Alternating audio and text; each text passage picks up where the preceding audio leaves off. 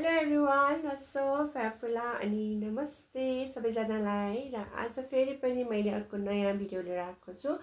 Video चाहिँ के हो भन्दाखेरि हजुरहरूले बाइ द टाइटल हेरेर पनि थाहा पाइसक्नु भएको छ। मसँग चाहिँ आज लेकाली अर्ग्यानिक कालो न्युरो छ है। आज चाहिँ म यो न्युरोको साँधेर अचार बनाएर खान गइरहेको छु। अनि यो न्युरो चाहिँ हेर्नु होला है, जुम गरी यो न्युरो चाहिँ मेरो मामाले गाउँदेखि पठाइदिनु भएको। बिचारा मामालाई जुगाले टोक्यो भन्दै हुनुहुन्थ्यो। जुगाले टोक्यो पनि पानी परे पनि खाने मुखलाई जुङ्गाले छेक्दैन भने जस्तै मलाई न्युरो खानु छेकेन। फाइनली धेरै वेट पछि चाहिँ मैले न्युरो खान गइरहेको छु। अनि म बनाएर तपाईँलाई देखाउने छु कस्तो हुन्छ। अनि यो न्युरो चाहिँ हाम्रो गाउँदेखि आएको न्युरो होइन। अनि यसको अर्ग्यानिक टेस्ट छुट्टै हुन्छ। मामाले पठाइदिनु भयो, त्यसको लागि थ्याङ्क यू सो मच मामा। अनि चाहिँ यसरी साँधेर खाएको चाहिँ मेरो सेकेन्डचोटि हो। योभन्दा पहिला चाहिँ मैले भाउजूकोमा खाएको थियो, रेहामको मम्मीकोमा। यदि भाउजूले पनि यो भिडियो हेर्दै हुनुहुन्छ अनि भाउजू कमेन्ट गर्नु ल तल। अनि त्यही हो, अब केही ढिलो नगरिकन मलाई यहाँ एकदमै खानुलाई तल तल तल तल भइसक्यो। किचनतिर गुटुङ टुङ टुङ जान्छु। अब चाहिँ म यता किचनमा आइसकेको छु है। म चाहिँ किचनमा आउने बित्तिकै भिडियो गर्छु भनेको गर्नु पाएन, किनकि पाहुनाहरू धेरै छन् त आज हाम्रो घरमा। त्यही भएर चाहिँ यो भिडियोमा भोइस ओभर गर्न गइरहेको छु। यहाँ चाहिँ पानी उम्लिसक्यो। अनि उम्लेको पानीमा चाहिँ यसरी न्युरो हाल्नु। अनि न्युरो हालिसकेपछि चाहिँ अघि मैले सबै न्युरो चाहिँ अघि नै धोइ पखाली गरिसकेँ है। त्यही भएर चाहिँ न्युरो हालिसकेपछि चाहिँ यसलाई एकछिन चलाउनुपर्छ। अनि यो चाहिँ कालो कालो देख्नुभएको छ नि, यो गाउँको चाहिँ अर्ग्यानिक कालो न्युरो भएको भएर हो होइन। मैले कति गाउँको मात्र भनेको भनेर सोचिरहनु भएको होला।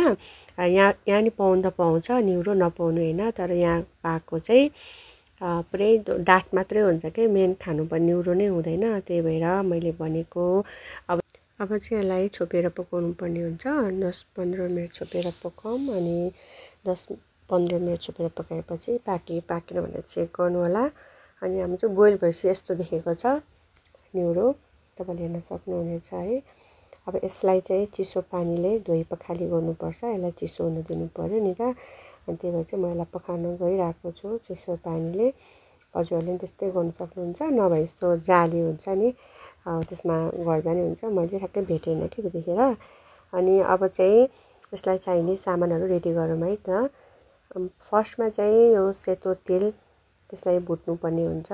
तपाईँहरूलाई के हाल्नु मन लाग्छ त्यतै हाल्दा हुन्छ। मैले चाहिँ सेतो तेल भुटेपछि सिलौटोमा पिस्न गइरहेको छु। मलाई चाहिँ मिक्सरमा भन्दा पनि सिलौटोमा पिसेको कुराहरू चाहिँ एकदम मिठो लाग्छ। त्यही भएर प्रायः जसो हाम्रो घरमा चाहिँ सबै कुरा सिलौटोमा नै पिस्ने गर्नुहुन्छ मम्मीले है। अनि मलाई त्यो पनि राम्रो लाग्छ।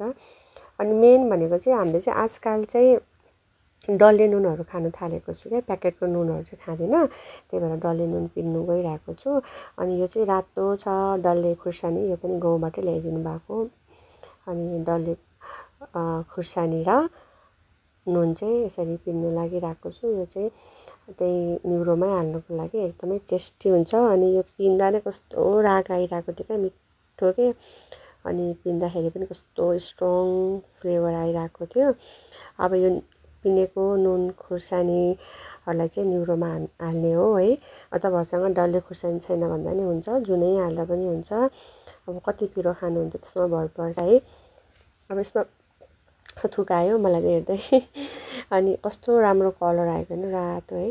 अनि पिन्दाखेरि एकदम स्ट्रङ फ्लेभर आइरहेको थियो। अनि अघि बोइल गरेको न्युरोमा चाहिँ मैले प्याज हालेँ। प्याज चाहिँ लामो गरी काटेको छु, त्यो प्याजलाई हालेँ। प्याज हालिसकेपछि अघि रेडी गरेको जति पनि छ नि त्यो के अरे सेतो तिलहरू, अनि पछि त्यस्तै गरी डल्ले खुर्सानी नुनहरू सबै हालिदिने ल। यो हाल्ने तपाईँहरूलाई चाहिँ अरू के हाल्नु मन लाग्छ त्यो हाल्दा पनि हुन्छ। मैले चाहिँ यसको लागि यो मात्र हालेको छु। अनि यो हालिसकेपछि चाहिँ अब यसलाई झान्नुपर्ने हुन्छ। झान्नको लागि चाहिँ मैले लिएको छु यता भाँडामा तेलमा चाहिँ तातिसक्यो। तेल तातिसकेपछि चाहिँ मेथी फुराएँ। मेथी हालिसकेपछि चाहिँ खुर्सानी पड्काइदिएँ। हामी चाहिँ स्पाइसी खानु लाग्यो त्यही भएर है, यो धुलो खुर्सानी पनि हो। अनि त्यस्तै गरी लास्टमा चाहिँ बेसार हालेर तेलमा हालेँ। बेसार हालिसकेपछि चाहिँ यसलाई झ्वाइँ गरेर बाजेको आवाज एकदम मनपर्छ, तर मैले आवाज चाहिँ लगाउनु पाइनँ, के गर्नु है। अनि सबै हालिसकेपछि मैले चाहिँ मजाले हात धोएको छु है साथीहरू। अनि हात धोइसकेपछि मैले हातले नै मजाले चलाएँ है। यस्तो गर्दा चाहिँ अलि सबै मरमसलाहरू हुन्छ नि त, त्यही भएर चाहिँ हातले मोलेको चाहिँ मलाई एकदम मिठो लाग्छ। अब ग्लोभ्सहरू त अब लगाएन है, अब घरमा बनाउँदाखेरि लगाएन ग्लोभ्स चाहिँ। त्यही भएर अब हेर्नु त कस्तो यम्मी देखेको छ, कलर पनि राम्रो आएको छ।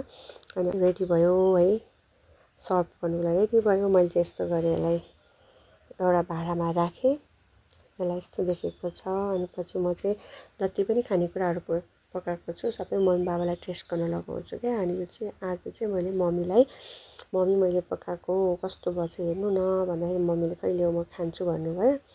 अब मम्मीको रियाक्सन हेर्नु है त, मम्मीको फेसले नै भन्छ क्या मम्मीको रियाक्सन कस्तो आएको छ भनेर।